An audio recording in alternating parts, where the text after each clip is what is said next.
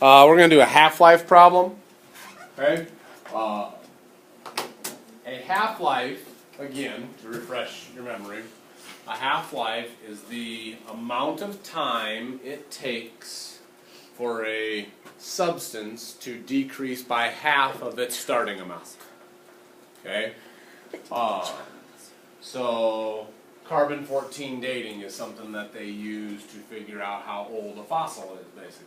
All right, and then based on the amount of carbon-14 that is in that fossil when they find it, they're able to work backwards mathematically to determine how old that fossil is. Okay, every radioactive substance, or every substance I'm thinking, all right, has a certain amount of time for its half-life. Okay. The problem that we're looking at talks about radium-226, which they're saying has been used to work with cancer treatments. It says it decays from your system with a half-life of 1,622 years. So basically, when they put that stuff into your system, it's going to continue to be there to some degree for a long time. All right, because it takes a very long time for it to decay. So in this instance, well, first of all, let's think about how we could set up our equation here. Okay, when something is cutting itself in half over and over and over again, that would be an example of exponential decay, right? Okay, and we know that with exponential growth and decay, we've kind of worked with equations that look something like this, right? Y equals A times B raised to the x power. A is your what? Y-intercept. Y-intercept, or in a stored problem, our starting point, or starting amount, right? Okay. And then B is either your growth or decay factor. Is it Hillman? I don't know. I think so. I just can't see that far. Oh, yep, it is. Okay. Okay. B is your growth or decay factor. Or in other words, the number you're multiplying by over and over and over and over and over again. Okay? Well, in a half-life problem, what would you have to multiply something by to equal half of its starting amount? 1/2. 1/2, right? Okay. So in a half-life problem, your B value is going to be 1/2. Okay? And then your exponent will be how many times it cuts itself in half. Okay? So we got to be a little bit careful here when we think about what to use for our exponent. Okay? We said that, or we read, that radium-226 has a half-life of 1,622 years. Okay? So that means it would take that long to what? Decay by half. So if we started with 1 gram of this substance, in 1,622 years, we would be down to half of a gram. In another 1,622 years, we'd be down to 1/4 of a gram, and so on. You guys with me? Okay? So, your exponent will not be exactly in years, it is in how many half-lives. How many times does it cut itself in half? Okay?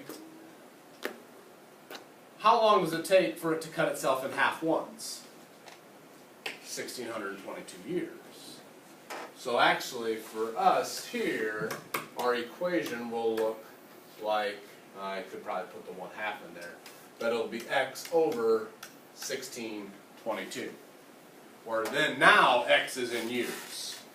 Because it will take 1,622 years for us to cut itself in half once. If I plug in 1622 for x, what's 1622 over 1622? 1. Which then if you take times 1/2 to the first power, you'd just be taking it times 1/2 to the first, or just times 1/2, right? Okay, so we got to do this fraction as my exponent if I want x to be in years. Yes, no. This fraction would be how many half-lives? okay? Because it takes this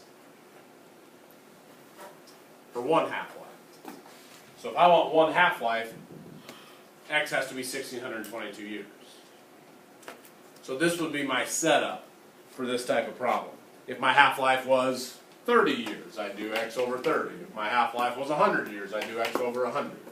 Okay, where X then represents your years. So 60b says, suppose there is a 2.3 gram sample of radium-226. How long will it take to have 1.7 grams remaining? So I'm starting with 2.3, I'm ending with 1.7. How long is that going to take? Okay, what goes here? 1.7. 1.7. What goes here? 2.3. It's a half-life problem, so my b value is a half, and then I'll have X over 1622. When you solve this for X, you will figure out how long it takes to get down to 1.7 grams. Let me just ask you a logical question here first. Will the answer be more or less than 1622 years? Less. Less. Why? Because that's not an entire half of it. Not an entire half of it, right? In 1622 years, I would be down to exactly half of this amount, which would be 1.15. So in 1622 years, I'd be down to 1.15 grams. I want to know how long it's going to take me to be down to 1.7 grams. That's not half of my starting amount, so that's definitely my answer is not going to be a full half-life. So I know my answer for X is going to be less than 1,622 years. Okay? How are you guys going to go about solving this? I think that's not going to be too difficult. Go ahead. Not quite. Do something else first. Divide by 2.3. Divide by 2.3 first. Then log both sides. You should then be able to get your variable by itself. Okay? I'll let you guys finish that. I will tell you the answer is about 708 years. To the nearest year, it would be 708, 708 years.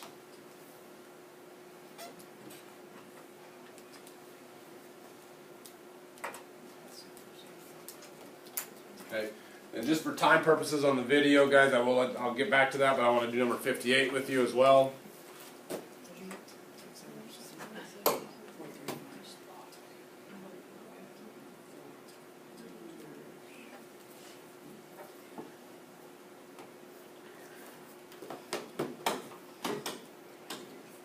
$58 is about interest being compounded continuously.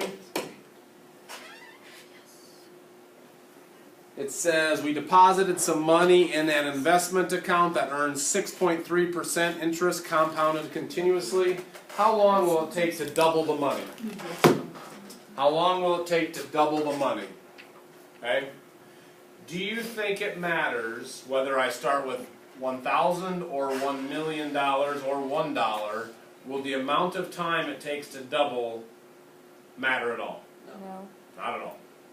So you can pick whatever amounts you want. If you want to start with $1 and end with $2, you go for it. If you want to start with $1,000 and end with $2,000, you go for it. We're all going to get the same answer no matter what, because it's going to take the same amount of time for the amount of money to double. Obviously, it's a little more fun to think about $1 million becoming $2 million than $1 becoming $2, but it's going to be the same amount of time. Okay?